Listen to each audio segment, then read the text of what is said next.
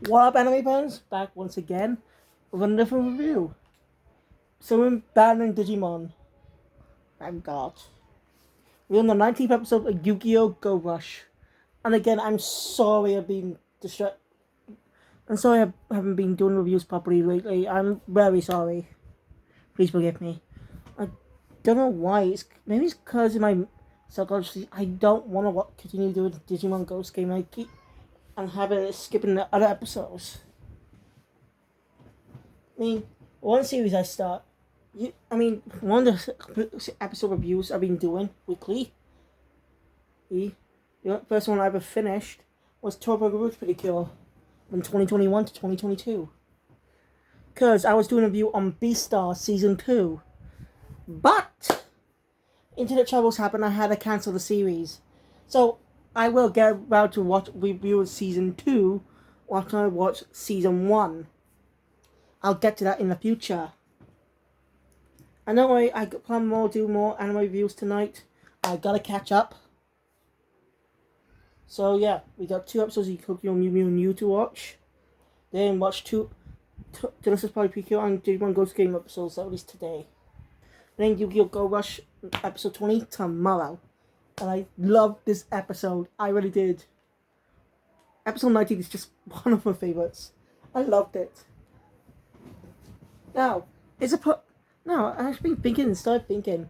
It's possible they could be in the same timeline, same continuity as Sevens, but it could be someone like Even Zero, where it's got some characters with similar look that look similar, and how some of them have similar names. Like Masami Hero's series. The series could be Masahime Mime. Based. You get who I mean. The creator of fucking Rave Master. So anyway, creator of Rave Master. How he reuses the style, and draws certain main characters similar to previous ones, like the protagonist and the female character, main female character of the series. Strangely look exactly like each other, just different names and voices.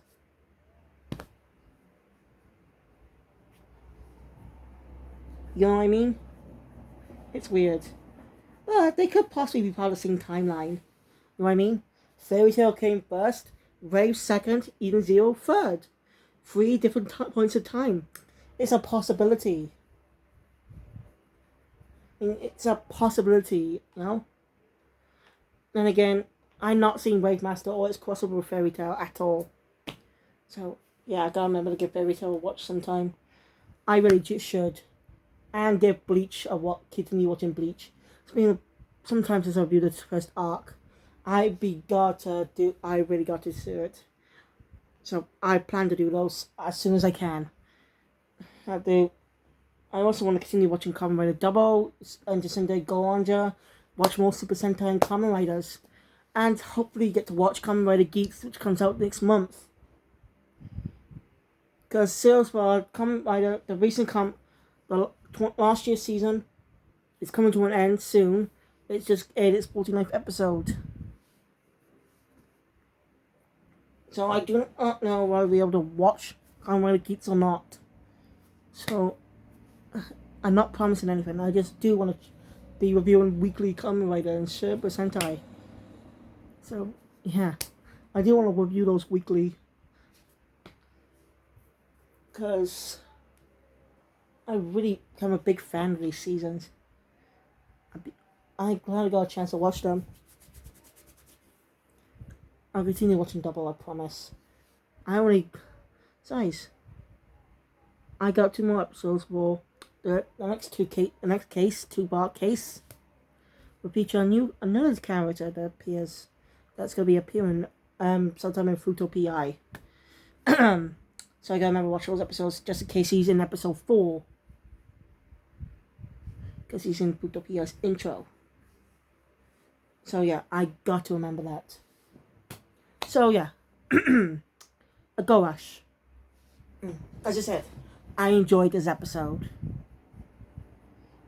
And this is what it means to have a fucking mystery in the background. Having a bit of a mystery. That furthers the plot. Something like Digimon just ditched after the first episode.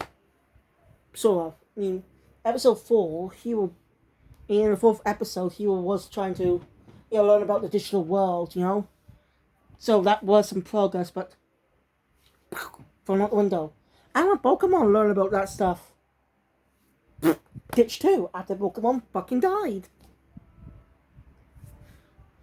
Yeah, I'm starting to have complaints of this season. And take it for someone who didn't exactly grow up on Digimon. Like, I never grew up with it.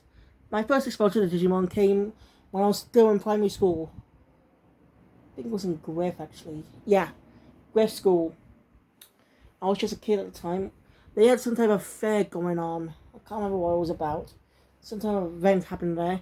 Whether we selling some type of market thing where parents are allowed to come and sell some stuff.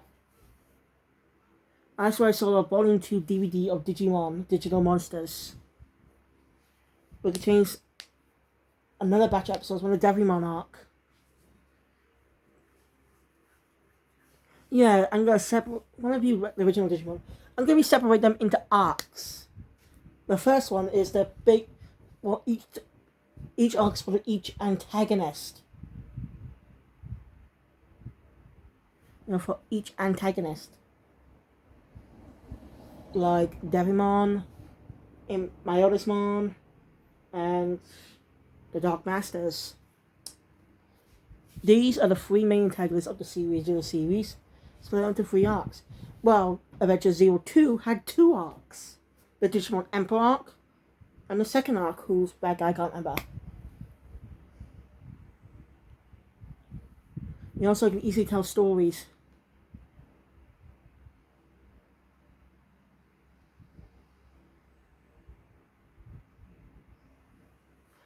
Anyway, sorry, got distracted. I really am sorry.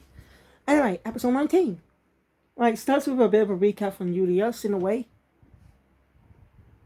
Recapping some of the events that happened, and introduces us some 4 other duelists that will probably be appearing throughout this arc. And anyway, and usually always faced the Prophet last time. So, most likely be facing whoever. So yeah, it's very interesting how they reveal the other duelists that they're gonna face in the episode. But anyway, it's kind of 4-4 breaking in the way because Julius is a 4-4 crack in the way because he's recounting this to, Yuhi and Yuamu, who just lounging around waiting for their turn. Trying to find Gohan, then Maru shows up telling them they shouldn't be here. Because this comes after Yuhi's, and they should head back to get some food. Anyway, turns out the whole location is under MIKA jurisdiction. And he's angry why they're here. They try to explain before they could, though. Anyway, Manabu's definitely grown a lot, actually, since he first appeared in episode 3. Or was it episode 2? 2, that's it. Yeah, episode 2. Sorry. Didn't mean... sorry, I was just a okay. This season actually got some improvements over 7's with its storytelling and characters. I have nothing against the characters in 7's. They were likable. But the first episode didn't exactly draw a much bigger crowd. We still haven't got any new episodes of the English dub yet. We only have 20 damn episodes after the 92. I'm serious, it's what? Been how long since the 20 episodes premiered? Not even on Disney Plus either in the UK. Because Hulu doesn't exist here. Anyway, he's just wants to know why they're here, telling them to leave because he's worried about them. Worried what might happen down here. Just then, his superior arrives. The woman's name is Rama Nanahoshi. That's no joke. And you wouldn't believe, if you watch Severance, you recognize her design and voice. She looks exactly like Ran. Or Rin. Yeah. Looks like Rin from Yu-Gi-Oh! 7's. And that's kind of ironic in a way. You can see the irony in that situation. If you're not familiar, In Yu-Gi-Oh! Sevens, Rin and her brother Inosuke were one special family that served under the Sogetsu family and helped out Gakuto, considering him a friend. They said that, they helped him with Sogetsu style, and they proved themselves to be good characters. Even though they didn't do much throughout the season, and they barely in it. They don't really feature much in every episode, but they had some good moments, likable characters. Rin was a unique character in her own right. She falls in love way too easily, and vice versa with her brother as well. They both fall in love too easily. So yeah, she looks exactly like her, except different hair. No surprise there. Because think about other characters that look like Yu-Gi-Oh! 7's characters have different hair colors. Like Manabu has black hair instead of purple, or like Gakuto. Yuhi and Yuamo have Yuhi's hair is more red with a bit of maroon, unlike Yuga. There's brown and yellow, dark brown and light yellow. Yuamo has light brown and a bit of green. They have different hair colors to him. I really hope this is connected to Sevens, otherwise it'll be pointless. Or the Eastern New Studio is just taking inspiration from the Masahiro Hiro series stories, Anyway, Brahman is interesting in a way. I'm a little slightly disappointed with this character, but I'll get to that a little bit later.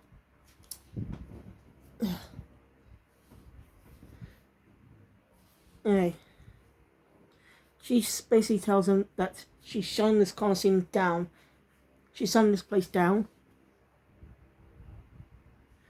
And that Yuhi, Yuumu, and Udius are being taken in for questioning as witnesses. Marble does try to tell her stuff, but she also tells him to come in for questioning too. Because he's a witness. Because he's learned orders. So clever thinking by Yuumu. Because he must have done some research on UDS. It was comedic. She tricked them and they managed to end up in the arena. Yuumu actually had a plan. She boldly tells everyone that Raiman wants to shut the place down. They're not going to let that happen. So the only way to sell this is in a duel. So Raiman and Manabu end up dueling each other. No note, you know the cat partner of Manabu, Nyanstar? That's her name. I might forget it though. Anyway, Nyanstar. Here you go. She and Raiman used to be partners. Raiman's a bit of a comedic character when you discover the truth. It got me off guard too. It really did. No one expected that.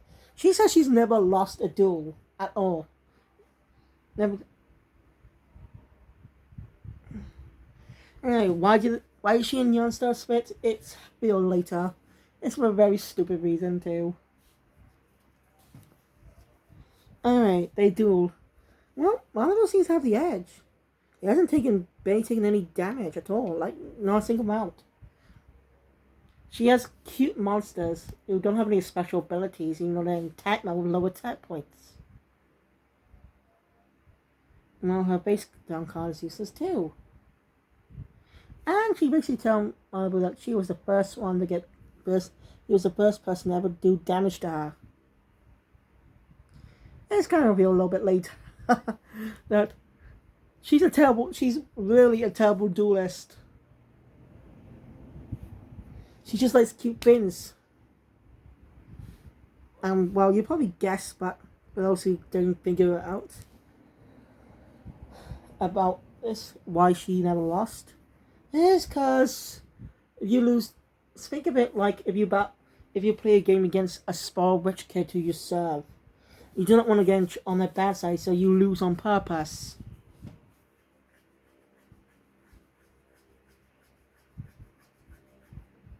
Yeah. That's how it is.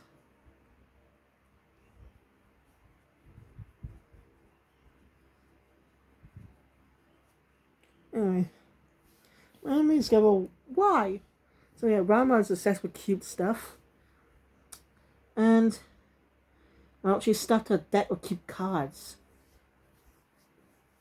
It kind of reminds me of another character from a different season. I think it was Anzu? I think it might be an Anzu, but I'm not totally sure. I don't think it was Tori, whatever her Japanese name was. I forgot. Don't know. No. Yeah, it was definitely Anzu. She's the only character I can think of who, I thought she only dueled like twice about the show. Like, yeah, only twice. First happened in season 1's Duelist Kingdom arc, and next in season 3's Virtual World arc. Those are the only times she's ever dueled in the series. So yeah.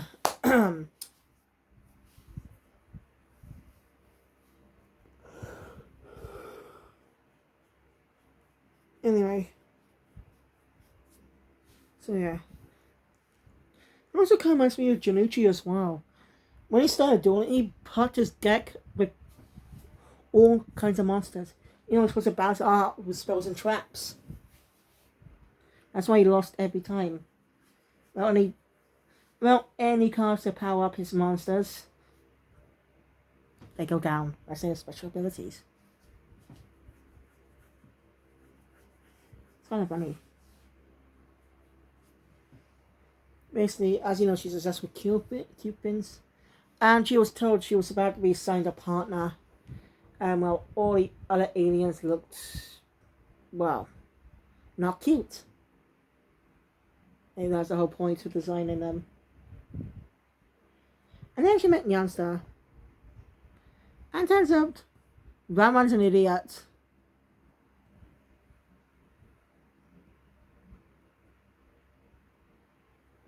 Okay, that's slightly later. Anyway, she and Nyanstar became partners and they're doing well together. Until she discovers that Nyanstar is an alien. How funny is that? Anyway, she's an idiot. She didn't even know. She was just been hearing her, but she's the only one who could hear her voice.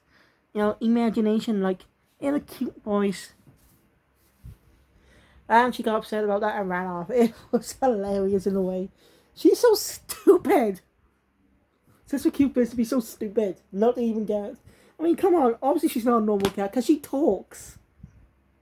Oh, this is hilarious.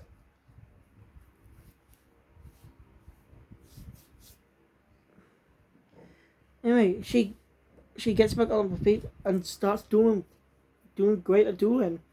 But after that, she really learned a lot. Well, when Malibu's turn runs, he pulls out his new ace.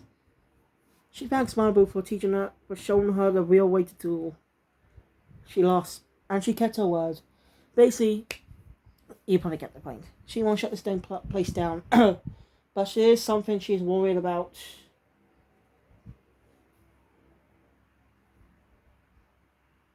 And she doesn't explain what is.